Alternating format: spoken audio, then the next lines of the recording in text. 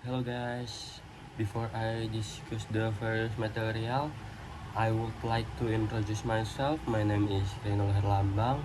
My NPM 2341177. I am from Management 23C.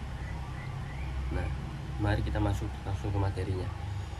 Data entry, understanding data centralization. Data entry is a statistic process used to summarize and describe the characteristic of data by emphasizing the central values of a dataset. This technique aims to provide a general overview of the central portion or tendency of the data, representing, analyzing, and decision making. Nah, pemusatan data. Pengertian pemusatan data. Pemusatan data adalah proses statistik yang digunakan untuk merangkum dan menggambarkan karakteristik data dengan menekankan nilai-nilai sentral dari suatu kumpulan data. Teknik ini bertujuan untuk memberikan gambaran umum tentang posisi atau kecenderungan pusatan dari data tersebut, sehingga memudahkan analisis dan pengambilan keputusan. Nah, next kita ada the functions of data centralization include. Nah, one, summarizing data. Summarizing data is converting large and complex data set into similar, easier to understand information. Two, trend identification, making it easier to identify patterns or trends in data. 3. Comparison, allow comparisons between groups or variables in a clear and systematic ways. 4. Basis for advanced analysis, provided a basis for future statistic analysis such as hypothesis testing or regression analysis. Nah, fungsi dari pemusatan data antara lain ini ada 4. Yang satu itu dia merangkum data. Merangkum data ini mengubah kumpulan data yang berdasar dan kompleks menjadi informasi yang lebih sederhana dan mudah dipahami. Yang kedua ini ada identifikasi tren. Nah, identifikasi tren ini memudahkan dalam mengidentifikasi pola atau tren dalam data. Yang ketiga, kita ada perbandingan. Perbandingan ini dia memungkinkan perbandingan antar kelompok atau variabel dengan cara yang jelas dan sistematis. Yang keempat ada basis untuk analisis lanjutan. Nah, basis untuk analisis lanjutan ini adalah menyediakan dasar untuk analisis statistik lebih lanjut, seperti pengujian hipotesis atau analisis regresi. Nah, next ada purpose of data centralization. Nah, data centering serve various important. First is statistic analysis. One is to determine central values the reference dataset, such as mean, median, and mode, which provide a general idea of the position of the data. In addition, data centralization functions to summarize information from large and complex datasets into simpler and easier to understand, making analysis easier. Another goals in a facilitate comparisons between two or more groups or variables, allowing the identification or difference and similarities. Data centralization also aids decision making by providing relevant information as well as enabling the identification of trends and patterns that may not be visible without centralization. A data neutrality, data centrality provides a basis for future statistic analysis, such as hypothesis testing or regression analysis, and help measure the quality and consistency of the data by identifying potential outliers.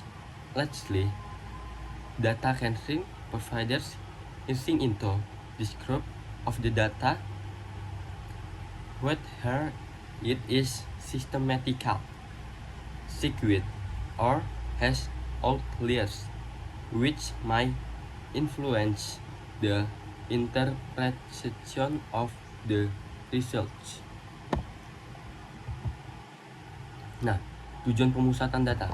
Pemusatan data memiliki berbagai tujuan penting dalam analisis statistik. Salah satunya adalah untuk menentukan nilai sentral yang mewakili kumpulan data, seperti rata-rata, median, dan juga modus, yang memberikan gambaran umum tentang posisi data. Nah, selain itu, pemusatan data berfungsi untuk merangkum informasi dari kumpulan data yang besar dan kompleks menjadi lebih sederhana dan mudah dipahami, sehingga memudahkan analisis. Tujuan lainnya adalah memudahkan perbandingan antara dua atau lebih kelompok atau variabel yang memungkinkan identifikasi perbedaan dan kesamaan. Pemusatan data juga membantu pengambilan keputusan dengan memberikan informasi relevan, serta memungkinkan identifikasi rasi tren dan pola yang mungkin tidak terlihat tanpa pemusatan. Selain itu juga, di pemusatan data menyediakan dasar untuk analisis statistik lebih lanjut, seperti pengujian hipotesis atau analisis regresi, dan membantu mengukur kualitas serta konsistensi data dengan mengidentifikasi potensi outlier. Terakhir, pemusatan data juga memberikan wawasan yang lebih tentang distribusi data, apakah simetris, miring, atau memiliki outlier yang dapat mempengaruhi interpretasi hasil. Next, data cleansing size. First, ada mean. Mean ini definisinya, the mean or average is a measure of data centrality that is calculated by adding up all the values in a data set and that dividing by the numbers or value. The mean provides a general idea of the central value but can be influenced by outlier or extreme values. 2. Median. Median is the middle value in an ordered data set. If the number of data is odd, the median is the value that lies in the middle. If the number of data is even, the median is the average of the two middle values.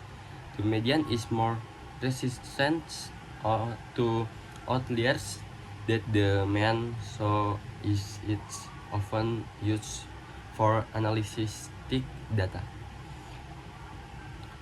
Last, model. The model is the value that appears most often in a dataset.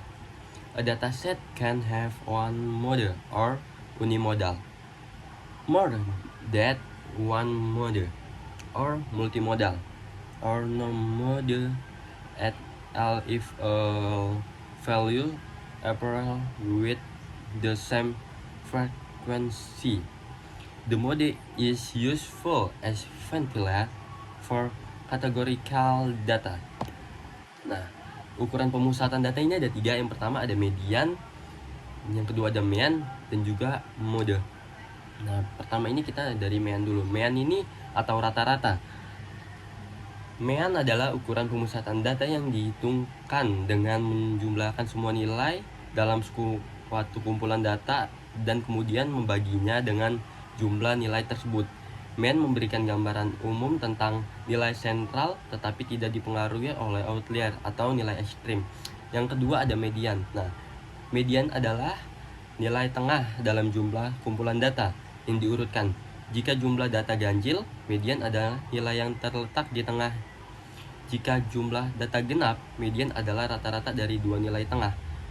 Median lebih tahan terhadap outlier dengan dibandingkan mean, sehingga sering digunakan untuk data yang tidak simetris.